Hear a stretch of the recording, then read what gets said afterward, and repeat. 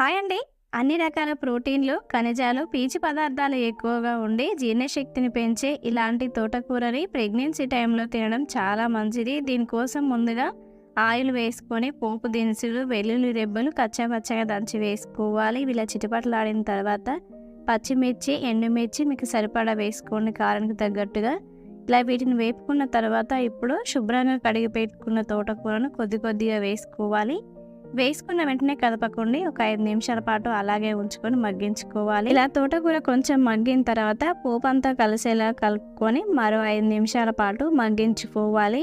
ఇలా తోటకూర 50% ఉడికిన తర్వాత ఇప్పుడు ఇందులో సన్నగా తరిగిన ఉల్లిపాయ ముక్కలు, రుచికి సరిపడా సాల్ట్ వేసుకోండి.